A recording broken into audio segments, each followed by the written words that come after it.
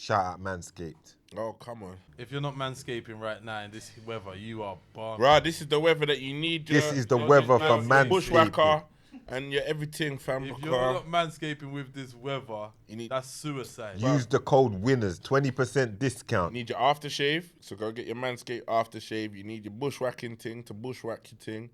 20% discount. Use the code WINNERS, and you need the body groomer, the everything. Streamline. Yeah, come on, man's got to be flying. Also, you got to check out the boxer shorts and all that as well. T, what are you saying on the boxer shorts? I know you got some. What are you saying? Boy, be real. Just say how you feel. one of the best boxer shorts I've owned. I can't lie. And I've got some True Living boxer shorts, and I thought those were the ones. Like the next level. Though, they're smooth, man. Yeah. What, the Manscaped ones? See the Manscaped ones, it's kind of like, like a sports. It's a level. It's quality, high quality. Use the code WINNERS, 20% discount. Get yourself involved. Get your Manscaped kit. Kit yourself out, but definitely get the body grooming thing. Man, then pattern up for the summer. Yeah. You understand? Get yourself right. Them ones there take the moisture away from that. You know, if your legs rub and all them thing there, just soak it all up and you're good to go, fresh at all times. You're ready. Manscaped. Manscaped. 20% discount when you use the code WINNERS.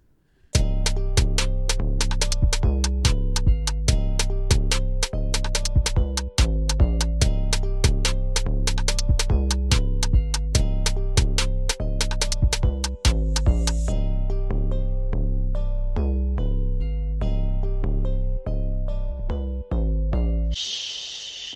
Winners talking. Winners Talking podcast. Back in again. It's another one. Come on. Big PS. There. Big Dougie Doug. The one and only. Man them in the room. Little light audience, just spectating on this one. Yeah. And a special guest today. A man I've known for a long time. I've known the man a long time. Yeah. But right now, the man's gone into a whole nother level, a whole different trajectory. His name's he's in different circles. And raise the bar. And in here, we always talk about making something out of nothing, or you can turn a situation around. You can accomplish certain goals. You can make great things happen with enough hard work, a game plan, a strategy, a certain level of dedication. And to me, the man's an example of this. A man's an embodiment of this. And I know this because we've walked on the same pavements. You understand what I'm saying to you? So shout out to my guest today, Dean Forbes, my guy. What are you saying to me? All good? Evening, brother. Good to have you here, my bro. So, let's get straight to it. Your company, you exited at, what was the figure again? Billion. Some billion. It's a lot, you get me? Some billion talk. Break it down to them, straight from the big man. What's the bank account saying? It's alright. It's not too bad. I'm not missing my direct debits anymore, Yeah. Things done changed, though, like. Bills are getting paid, you get me? Everything's flying through. Everything's flying through, that's it, Congratulations on all that I've heard. I've heard so many things. All jokes aside, bro. Yeah, big, bro. All jokes aside, I've heard so many things and people speculating this, that, and I've watched some bits and pieces, interviews that you've done, and I've been watching from a distance, and I was like, yeah, I know Dean. Like, I know Dean. Like, before we get to the end game and where we're at now and things that are going on, like, I remember Dean, he was in the hostel at the bottom of my Grand Road. He was always ambitious. You see what I'm trying to say? We all was. We all was, but you come such a long way now. So talk to me about the transition. Let's talk about the transition before that, because to go from where you was, the hostel, and there's nothing wrong with a hostel. I'm saying, you know what I'm saying. It's just the reality of what it was. You remember them times? Obviously, you remember them times. Yeah, people don't. It's funny, we never really talk about that. I never really, in all of the interviews and conversations we've had, we never really talk about that because it's not really like relevant to get into that. But that's where we're from. For us and for the viewing audience, it's super relevant. How people relate to that. You know what I'm saying, in your journey and what you I was thinking about it in terms of coming here, and I was thinking about the hostel because I said when we spoke the other day, and you reminded me about the hostel, and I remember being in the hostel, and there was so much going on in this hostel, like so much mad things happening in the hostel. And I remember one night, just get a bare commotion, like all this commotion. Woke up, gone outside, I see everybody like in my little flat bit running downstairs. So I run outside, and by the time I get outside, all of the boys that were in like my little bit are on the stairs, and there's another set of guys coming in the hostel. They kicked in the door and coming in the hostel, and by the time I got there, like one of them's got a gun in the face of like one of the guys that was living in the bit. I remember hearing about where I'm from, and like it's the first time I saw something like that. Like where we grew up, you know that stuff is happening all the time. First time I saw something like that. So thinking about like the journey and how good things are today and how nice life is today, and remembering like that's it, like that situation is crazy. And you made me think about that when you said it the other day. Swear down. I think them things are so important, bro, because there's people in the hostels right now. There's a man in the hostel right now, a girl that's thinking, like you feel like the walls are closing in and nothing's going on. Yeah. But for me to really make people understand that you've gone from this to this, they have to fully understand that you really were in there, and just like everyone else was, you are like any of the rest of us. Yeah, that was our environment. You know, I was never really like in that like roadside of the world. Never really in that. I always walked the kind of, you know, like always walked the nice little line. You know, I could look after myself, and people knew not to take like liberties on their own. But beyond that, I wasn't really into that stuff. But you were around it. Like that's where we lived. That's where we grew up. I was homeless twice. Do you know what I mean? So it's not like it happened. It was a bit of an accident. Like it happened to me.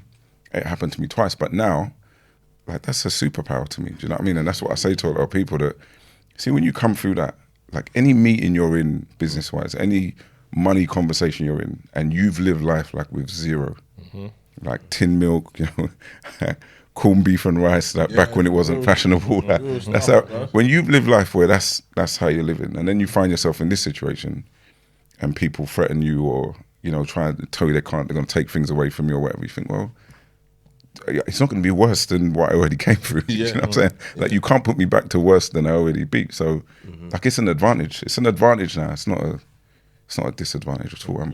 I'm grateful for it. Watch this. I'm going to give you another one that you're not going to remember, right? Watch this. I was coming from school one time, right? That's how deep I'm taking it. I got a mad memory, Dean. So I got one for you as well, bro. It involves a girl, so be careful where you're going. No, I'm here for that one. That was next. That was next. We're going to get to that. Watch. But anyway, before that one, I know you're going to say because I'm here for that one. I was coming from school one time, Doug, right? I said, bro, I'm hungry, man. I cut into Domino's, bottom of Brown Hill Road. Yeah. Dean's in there working. I said, bro, okay. Yeah, He's like, you all right? I ordered my little pizza. He's like, yeah, take it. I just took it. I was like, okay. You know, remember anything free, you know? So it still sticks in my mind all now. But that's my point. Man's been grinding. Like, it's not like, it weren't overnight, bro. Yeah. I can sit here and say, I know in it weren't overnight. Yeah. And it weren't, listen, when I'm saying this, I'm not going to pretend like the man was some scrub when I was a youth. Because I can tell you about sixth form. Man had the big chain on. No one else had the big chain. You remember them times, innit? You remember? Yeah. He had the big chain on. He had the big chain on. Yeah. Domino's was £1.80 an hour. £1.80. £1.80 an hour. I swear to you, yeah. No, but you know what that says to me is like at a time of when you're doing your thing, you're willing to do whatever it takes to just get what you need to graft in, innit? Do you get what I'm saying? I never watched anything or anybody, man. Like I never watched anything or anybody. And I say now, if it all went tomorrow, I would be the guy in Sainsbury's on the till, smiling away, scanning people's groceries, man. I got to feed my family and my children. Like I'm not here to impress anybody or live up to anybody else's like standard or means, man. Where's that come from, the work ethic? Because you're young, you're already working, you was already in Domino's. You know, then £1.80 must have added up for that change. Still, for the change didn't look cheap. I had the You're gonna say the gold price was a lot lower than you know. I owed someone for the chain. I owed somebody for the chain. So. That's how things was them times. That's how things was. Part of it. Like the money had to come from somewhere, otherwise it would have been a different. Yeah. And my mum stole the chain from me and pawned it. She didn't steal it. Like we needed money, so she was like, "How we got no money on the gas card and you're rocking the chain?" So she was like, "That's going to the pawn shop." Yeah. So the chain's in the pawn shop. I owe a guy called Jason money for the chain. So what else are you gonna do? You got to go to work, otherwise life gets a bit like tricky. But like I say, I never really cared for anybody's opinion. Like you know, I was like strong-minded in school. You know, No, he was. Nobody was gonna tell me like you have to be in this circle or doing this or you know you shouldn't be going to work. I took so much pride in just like charting my own course. No, you can't tell me. You can't tell me anything. So it didn't bother me. And when I started working, like when my career started, I had lots of those moments where people asked me to do things or talk down to me or, you know, treated me badly. But I was always just like, I'm here for the bigger picture. Like, I'm climbing over you, so, you know, talk your little nonsense today, you know, tomorrow. And a lot of them people who spoke to me that way ended up working for me over time. So Yeah, trust me. it didn't matter. It comes full circle, you know. Yeah, real. Where did the transition come where life started to get better for you? What was the first gig? I know you kickball for a while, but where was the gig where? Well, life changed at $12 million. Like, that's where Say it with chest. Like, Say it with chest. Let them know. Life got different at that, like changed at that point. But that too was a long journey, right? Work wise, just again climbing. I had a job where I got promoted into a role, and they said, "Well, you can go and be responsible for Eastern Europe." Right, so Eastern Europe is like Croatia, Poland, Estonia, and you're traveling there. And you're not seeing guys like us No at all. black guys. Yeah. So hold on. Rewind. You got to give them the first because they're going to want to follow the And blueprint. you know what's mad? Because when he said I know Doug's already thinking. I'm already thinking. Yeah, like, you know, you know, I'm a viewer, so I'm sitting there thinking. So like you said that where life changed. At We need the 12 first million. step. But what was the first step? Like you said, so was you working for a company that was then sending you to places like Eastern European or whatever, or was that your own business that you set up to? No. That's the thing. Until now, I've never started my own business. So what happened was, I was kind of doing the dominoes thing and trying to play football. Right, that was and then football wasn't working out. And a lot of my friends were footballers, and they were doing like really well, and they've had like brilliant careers. So you're in that circle, seeing these guys achieve and buying all of the things that you want to buy. And at the time, I was borrowing money to keep up. Right, so you see the chain story. I had credit cards, I had checkbook them days. So I was in a lot of debt, and at one point, I just had to go to work. So I started working at Motorola, doing telesales, and I got promoted at Motorola. Then I went to another company, kind of got promoted. And when I went to that company, I fell out with the owners because I was the fourth employee there, and I thought I owned 25% of the company just because I was the fourth person who got there. And then when they were selling the company, and I was waiting for my cut, they sold it for 40 million, and then I was waiting for my cut, and they were explaining that there was no cut to come. I kind of like, you know, I was annoyed about that, so I was kicking off about that. They told me not to come back, and I was like, you know, fine, you've scammed me or whatever.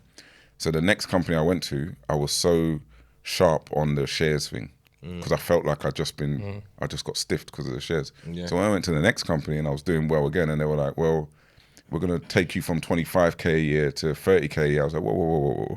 How about we stay at 25K, but you give me like 0.25% of equity. And then the next year they were like, yep, you've done well again.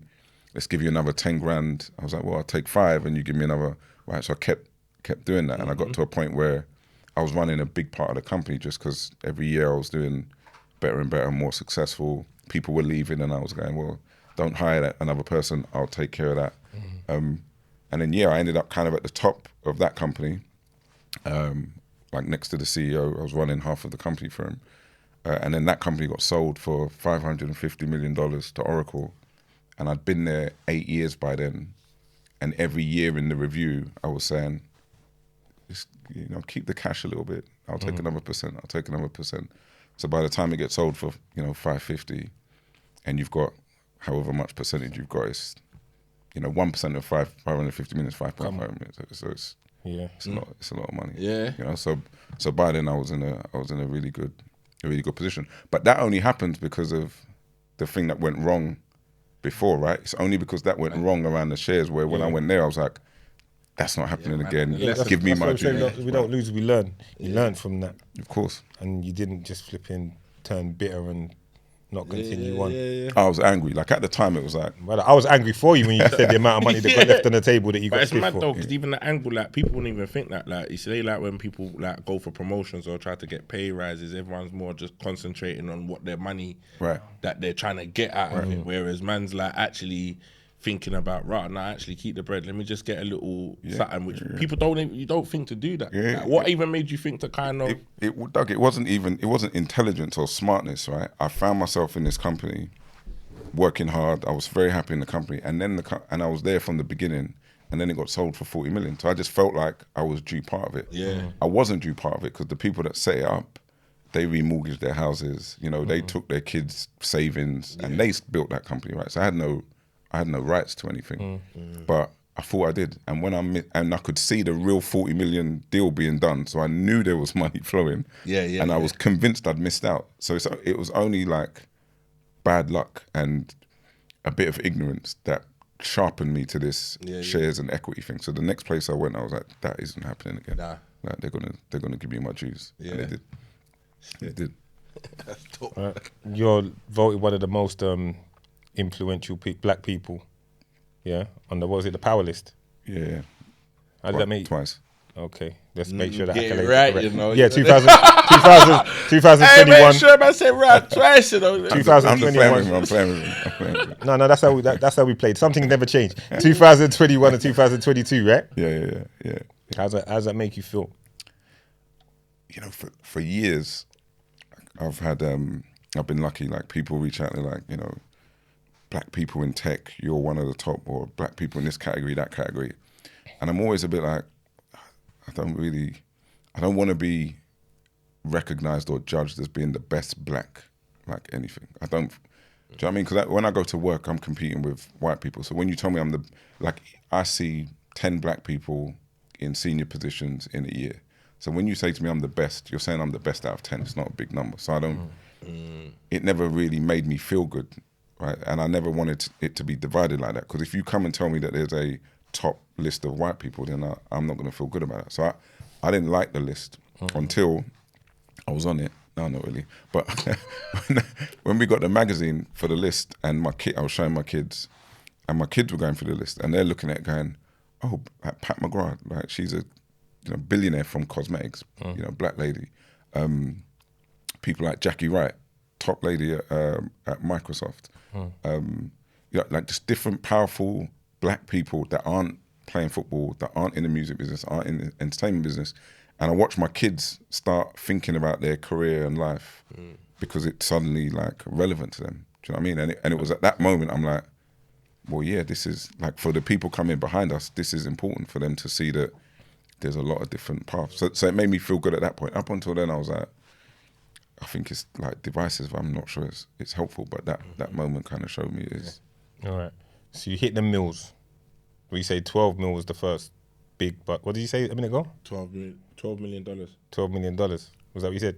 The first? Yeah, but there's the thing I learned about that is tax. Income tax.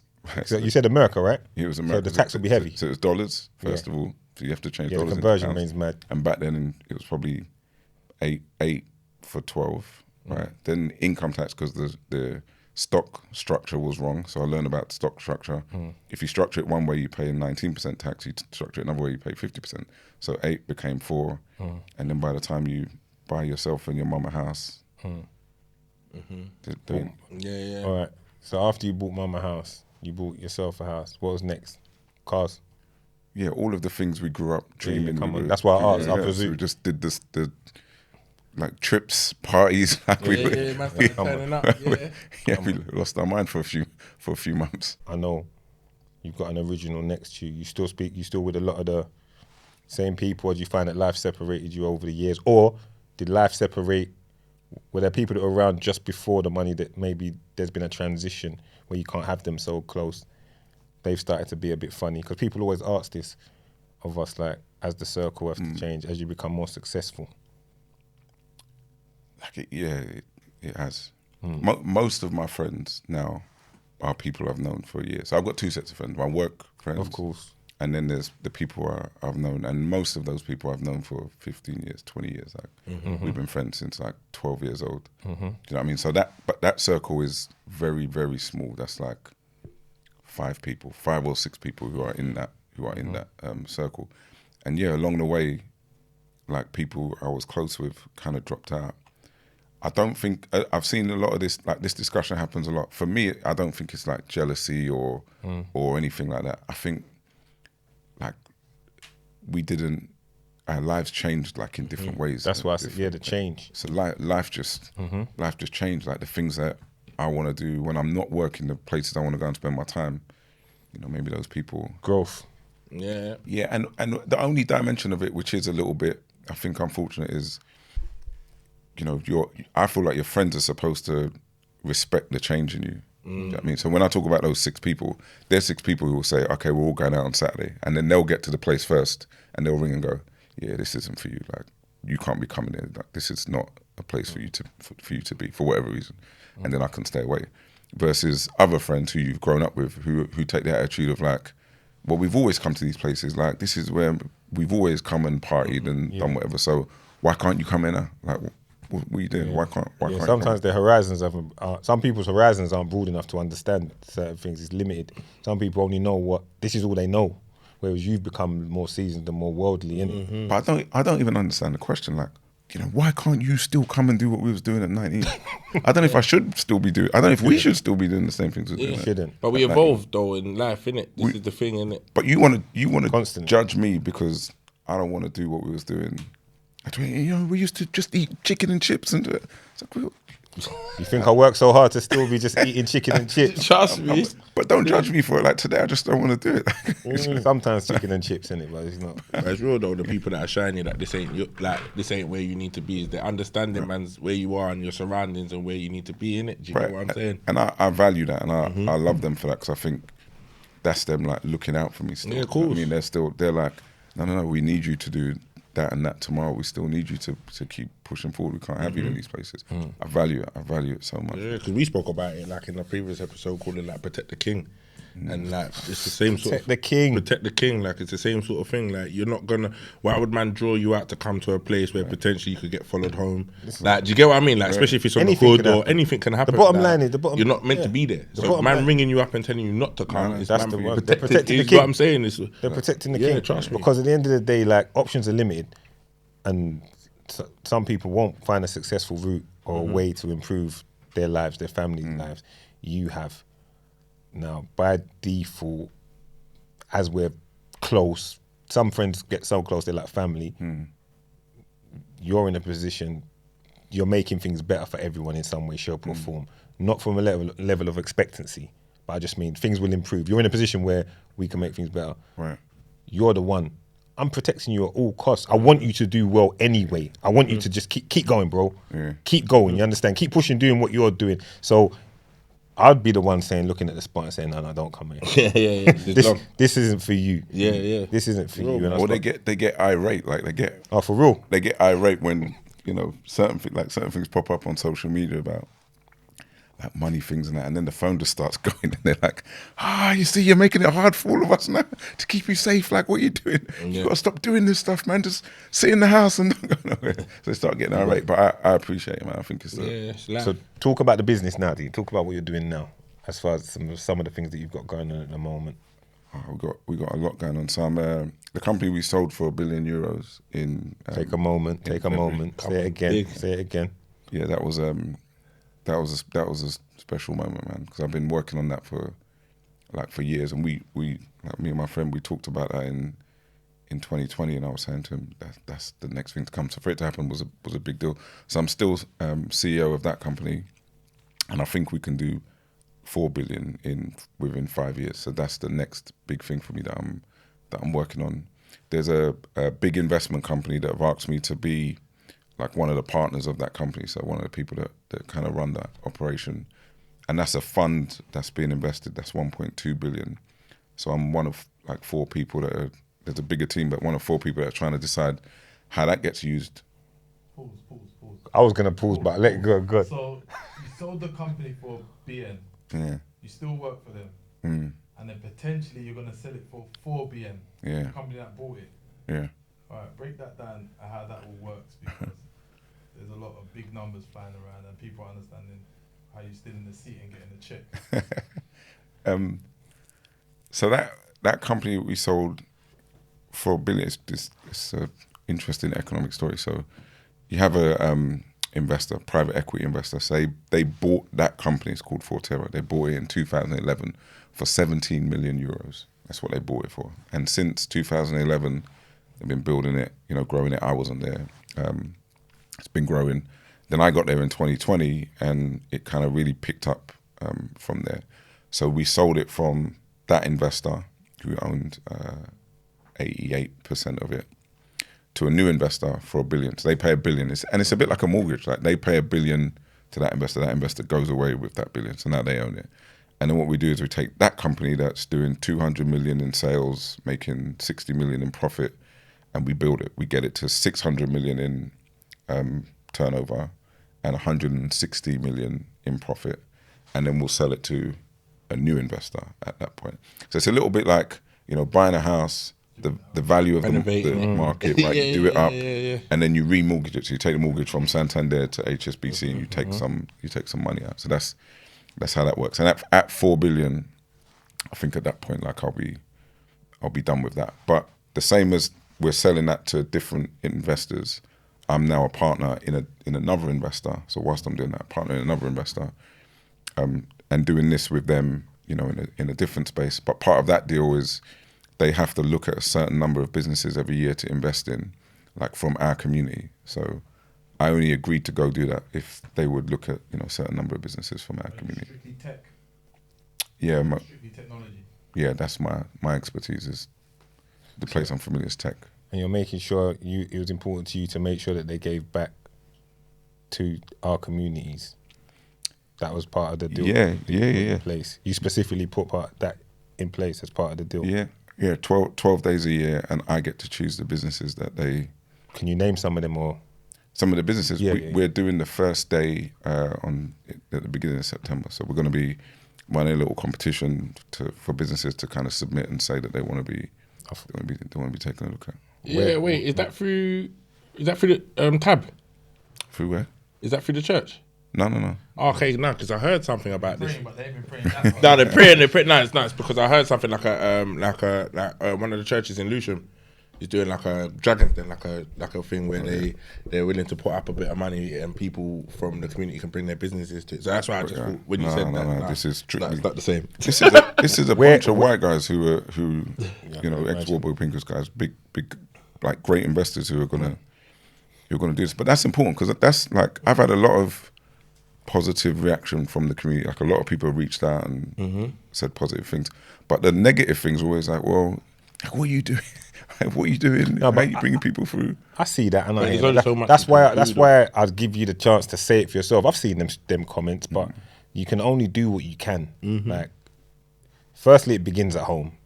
Then you're gonna have a circle, and then from then you can start to extend out. You can only do what you can, and you've said you've actively put something in place to try and do something, and that's a lot more than enough, man. Right. Doing. And even with all the positive man's doing and everything that's going on, everyone's always gonna have something negative to say, or someone's gonna have an opinion on something. Especially when there's You get what I'm saying? Millies fighting around, and they're just knowing that you're indoor, fucking bathing in goat's milk and shit, fucking drinking all kind of fucking different kind of lattes.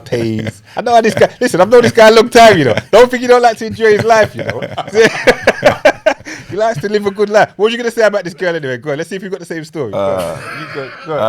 Because I ain't got back. How do we go from there to like? No, because I know, man, just brought it down a piece. Yeah. Now we have to keep it I local. think it's going in a different direction. Some of the viewers like, man ain't trying to hear all these info, man. So I'm moving back to these man are eating Pop-Tarts. It's 7:30 in the evening. I don't want to hear that. What was you gonna say, brother? See if I don't know, man. Let me see. I need to find a way to tell the story without compromising anybody. Without compromising anybody. All I'm saying, in school, like back then in that school, there wasn't that many black people, and there was pretty much like 3 black girls in the year, and there was only really one nice one. So we're all kind of competing for the one nice one, right? And you see, like this, you know, refined guy now. He was the ultimate sweet boy back then. This guy's a fool, you know. This guy's a fool, you know. Listen, the real whisperer. Like this guy, like Gal whisperer. you're like, where is he? Where is he? You can't see him. And then you see her, and you see him in her ear. You're like, it's a wrap for the rest of us. No, you're trying. It's a wrap. Don't listen to him. It's a wrap for the rest of us. Is that? So I just had to focus on football from there because she was. Yeah, man. she was Here's what, she was- listen. Let me tell you my version of the story now. I know the girl. I know everything. Nice girl. She went on to do well in life and stuff. And like, She did. She did well in life, man. We're proud of her. We weren't exposed to, you know. Okay, so- But anyway, my version is see how you just tried to throw me under the bus. Watch this.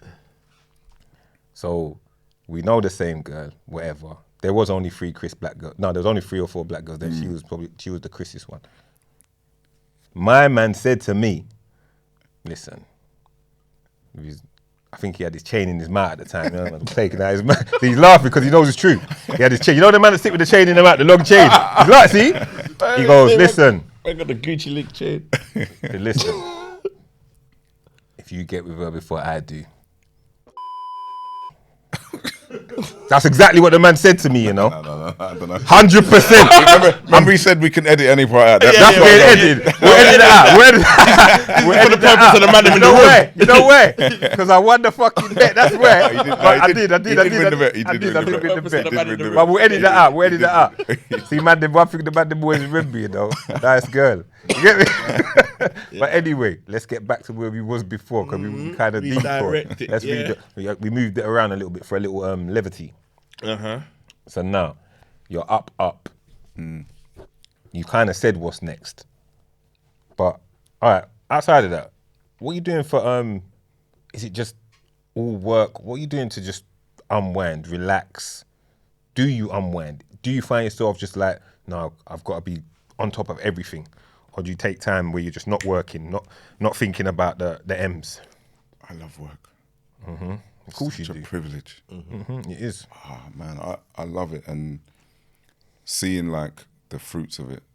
Yeah, and it's not like, of course, the financial side's a big deal, but just like crossing milestones and being able to look back and go, "Are you crazy?" Like this, we came out of the hostel, like we had nothing. You know, my mum was at my house at the weekend, and my mum's got a credit card from me.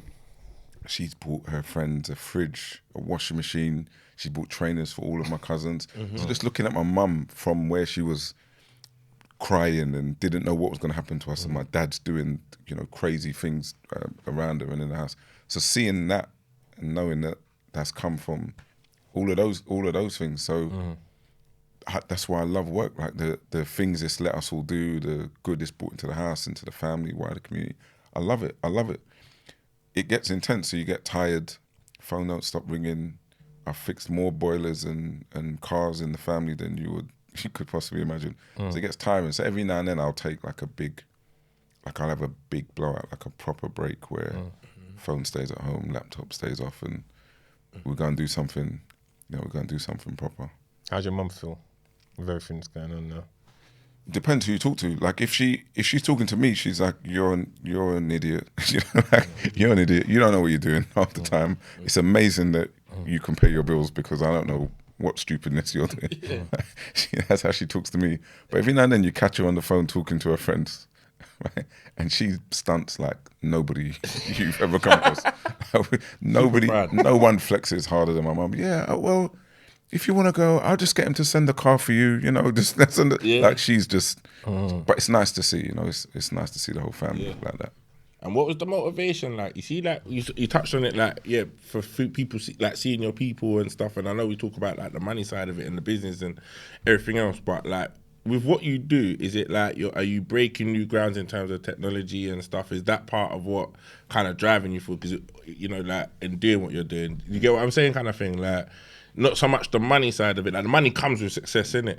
But is there like something that you particularly do? Because we know you're in tech, but is it like what kind of tech is it? Is it like because you're breaking new grounds, finding out new things, doing new things? Is that the motivation of what you do? Or the motivation? Like I think it happens to everybody. Like it goes, especially like people like us. It goes through a phase.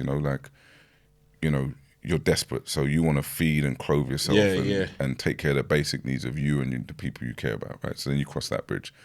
Then I think for us, we want to live a little bit, We've grown up in a culture that kind of celebrates like people being ostentatious and we're big and we're proud and we're braggart. So we want to do all of that stuff. So I had that phase where, we had 5 cars and we had like big holidays and me and the team were going away and like doing things that we'd only ever seen in videos, So we had that period, and then we had the period of hold on a minute, like maybe my grandkids don't have to work, and maybe my friends' kids can be set up. Yeah. So we have that period, and then now it's like, okay, well, maybe I can be a person who helps, all of us in some way. You know what I mean? So that's the phase I'm in now. Like, what can this position do like for all of us, you know. And some of the, I was talking about on the way up here, like some of the conversations now with politicians, some of the things to get sites back in Lewisham. So we've got the Ladywell site now in Lewisham. We'll turn that into a community centre and a hub for that part of the world. We're doing things with 10&B again in South London, where I'm from. So it's like, how much good? Like that's what I'm trying to say. Like how much good can this do? Yeah, that's it. Shout out 10&B as well, man. Yeah. Come on, man. I spoke to your mum. What about your dad? What's the relationship like with your dad over the years? My dad's one of them people that I don't really talk to. Like he's one of the people along the way. It's kind of just gone left. And it's my dad. We're raised to like love our family, love our dad. So it's always respectful. You know, if he comes in now, standing up, shaking his hand, you know, it's always respectful. As it is with everybody that have been close to me, but it's not like that anymore. But I'm fine with it. Like, you see all of this, like, you've got to keep your day ones. Like, that's your family. I don't. Yeah, times change. It's sad to say. Sometimes the only thing that's making people feel it's just a DNA. Sometimes relationships, it's just you don't have to keep your day. And I understand it because me and my dad's the same sort of thing. Like, you want them to be, you want them to be well, you want them to be healthy, you want them to do well. But sometimes we're men at the end. It goes that way. So I can understand. And I'm not carrying everybody. Like why? Yeah. Why do you expect me to keep coming back and checking on like 22 people, making sure like 22 people are right? You know, like a couple years ago, maybe 18 months ago, I just came out of all WhatsApp groups. Actually, because I was focusing on getting this deal done. So I was like, actually, it's a bit of a distraction. I came out of all WhatsApp groups. And a few weeks later, I was like, who do I hear from? Right? So maybe 30 people in all these WhatsApp groups. Like, who, but for the convenience of being in the group, I don't talk, I don't ring these people. Like, I don't wake up in the morning and think, I need to ring and check in on them. And they're not ringing me. So you spend all this time, like, cultivating relationships that are superficial. It's the 6 people that were ringing me saying, what are you doing? What's happening? I heard you've been away all week. You need to get home to your family. Like, you need to take some, like, it was the 5 or 6. So that's where I spend my time now. I get back all of my time from that nonsense banter and stupid memes and silly pictures, which are entertaining, but they're not. Distractions. They're distractions at the same time. And focus on doing what's important. Man's living in the real world. That's what it is, isn't it? You know what I mean? And not staying in this little superficial thing. So say your 6 guys, are they all doing well in life outside of you, or do they work with you, or what's the story? That thing might be unique for me. So when I say things like this, I kind of appreciate I might be in a unique situation because all of those 6 aren't at the same place financially, but all of those 6 are accomplished men. Like they're proper, strong, good men, and they're all achieving. Like they're all achieving something. So they might not be. If a guy isn't making, 10 million, he's got accomplishments to put on the table. Like my best friend is the world champion, the ex-world champion of karate. Like, so when you see a man say to him like, "Oh, I heard you used to do," what he said the other day, crap me up. Someone said to him, "Oh, I heard you used to do karate. Like, win any competitions?" and he went, "Yeah, all of them." Standard. And the guy was like, "So what do you mean all of them?" He was like, "Yeah, all of them, from club to world." So this is what I mean. Like, and this is a reflection of my friends. When we sit and talk about, I did this deal for this much money, and other guys talking about being the best in the world at something, and other guys talking about he's just got to another place. And that's the conversation I'm in. So when I'm away from that and I'm not achieving, I'm falling behind my friendship circle. And that's not all right in that friendship circle. Do you know what I mean? So that group is important to me because they check me constantly, and they're never letting the money become a topic in the group at all. Can't bring that to them at all. Yeah, it has to be deeper than money. There's a lot. Do you believe? Well, silly question. There's more to life than money. Of course there is. Yeah. Right, and the understanding of that is what's going to keep that group, because it's deeper. Like it's not day ones necessarily, as you said, not all day ones, but long-term relationships. You can't put a price on certain things. Understand? If you was to offer your friend a certain amount of money to stab you in the back, he's not going to take it. You understand? And vice versa. You understand? Right. And that's what we need to preach. And when I look at those people, forget me for a second, I don't see them do that to other people. Do you know what I mean? That's not the people that they are. So that's why they're close to me, because that's not the people. And that is something I think, like as young men, like where we're from, we've got to think about that a little bit. Like, you know, rolling around with people who are operating that way outwardly, what stops them operating that way, like inwardly? I'm not interested in any at all. At all. All right, it's been insightful. Daps, anything you want to ask before we start bringing it to a close? Because the man's time is money, you know. He's losing billies while he's sitting there, you know. Go on. What route you gonna push your children down? I heard you slightly skim over there. What route you gonna push them down? Wherever they want to go. First of all, they got to achieve, and they've got to be self-starters. So my kids are 14 and 15 at the moment, so they're just starting to think about. What you say, twins or? Yeah, they're twins.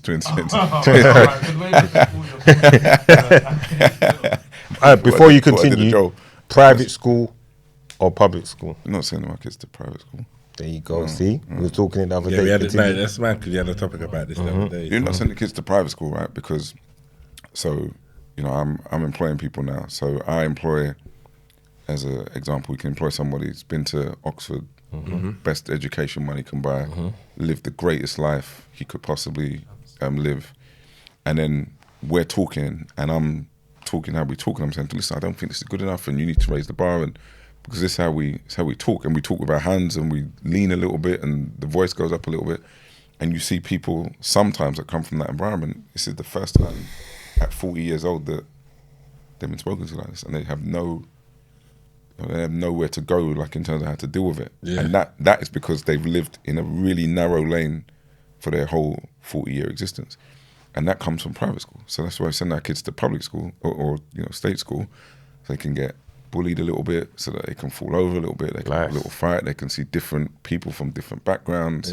because it prepares them for real life. So my kids, I say to them that whatever they want to do, as long as they come up with an agreed portion of the start, I'm in. So if they want a $100,000 car and they have 30 grand, then I'll put the rest. If they want a 10 grand car and they have 7, I'll put the rest. Do you know what I mean? So I'm not here to just give them anything. As soon as I see them start, I'll back them, and they have to be achieving. I got one kid who doesn't have a hobby at the moment. It's not good enough. Like, she's. How do you keep the work? Your dad to dad, innit? How do you keep the work ethic on them when they know in the back of their mind, Dad can help me with that? How do you keep that? Because my son turned around and said to me something the other day, and he was like, I won't say what it was specifically, but there was something that he needed to do, and his mum said to him, like, yeah, you're gonna need to take this step, that step, and he went, come on. Dad can, you know, and I tried not to laugh. I laughed like how you laughed because it was funny, but in my head I'm thinking that's not really. I hear you, but that's not where it's at. Yeah, because the entitlement thing and the whole, I don't like it. I pulled up on him. He was like, me and him were laughing. The other day I was dropping him. He's got a set weekend job. I was taking him to work, little JD Sports weekend gig, and I said to him, "You've been working there for a while now. Have you asked them for your discount card?" He's like, yeah, it's going to take weeks to come. I said, why wouldn't you get your discount card? You're working for them. Let's start getting something out of your job now as well as getting out of you. It's 30%, it makes a difference. Yeah. He was so not, and I raised my voice and he's like, Dad, all this over 30% discount. I got so mad. I skirted the car in. I pulled the car, as a god, I pulled the car up on the side of the road one time. I was like, what's the matter? Because there's no appreciation of nothing. These times you're trying to get them white Air Forces for a little bit. Sorry, you know that's what it is. Because I paid for everything under the sun. That's the talk. I started to sound like my dad. I was like, you know, you leave everything plugged in. This, that, there's no, you know, there was there. All you do is walk in. Close the fridge. All of that. But I laughed with it for the most part. But that one there, I was like, come on. I want you to appreciate. I want them to appreciate a poundie. Yeah. You understand? I want them to appreciate a pound because like we've going full circle. We had to appreciate a pound. Like there were the plans we had big appreciation of £1. Of course, you understand? It might have only been the one, so it might have been the one. A man was working for £1.80. Yeah. You see what I'm trying to say? Yeah. But now, these kids now they're like, you know. So how do you? What's as a tip to your problem? Right now you're the Billy man in the room, innit? So what do you do to keep them grounded and to keep a certain level of, You know, you and your wife. Because I'm not saying it's not all you. Obviously, Yeah, work makes the dream true. work. Yeah, Understand? so What true. do you do? It's hard, man. It is hard. I'm It's glad hard. It's not me then. Good. I thought you had it covered already. No, it's hard because the other part of it is you just want to give them. Like you grew up with nothing, so I get some pride out of going in my son's room and he's got all of the trainers. Like it makes me feel good, and sometimes he's not even running me down for them, but I'm coming back and going, you know. So that makes it even harder. One thing we've done from they were really young that I think has helped a lot is anything that they ever got outside of birthday and Christmas, we made them contribute to. Like from they were really young. So even when they were like 6 and 7 and we might be going to Dubai, which is costing thousands of pounds, we'd sit them down and go, we want to go to Dubai in August. You know, it's going to cost a lot of money. So between now and then, no pocket money because we need to save. And we do like a big theatrical thing about his pocket money. And we're getting like, I don't know, £20 a week between, right? So it's making zero difference to the cost of the trip at all. But we're walking them through the like, you know, we've all got to dig in a little bit to have this nice thing. So they're quite conditioned to that. And even, so that's why now they're a bit older, we don't do that anymore, but we say, okay, so you want Jordans? They're, what are they, 250? When you get to 60, come and talk to me. And they either have to save or they do jobs around the house for it. And they have weekly chores. And me and my wife are militant, like with the chores. Like it's horrible. It's like Soviet Union in the house where the chores are concerned. So we're trying, and it, you know, so every now and then they say something and you just want to kick them in their chest over the banister because you think good. I'm not alone then. I'm not alone. No, you make me feel better. Brother. It's hard. It is hard. Brother, it is hard. He's made me feel better with this. Trust me, because I pulled over that car. When I say I'm not joking. I mean I literally pulled the car over to be like, what are you talking about right now? Yeah. Also, quickly, I want to just drop this in there as well. Like, is there anything that for people that maybe have been, like you say, like the hostel thing, people in those kind of situations where you once was like, and now you've grown to where you are? Is there anything that you could say to those people in terms of like motivating them or like giving them a little inspiration into wanting to chase their aspirations and do what they want to do?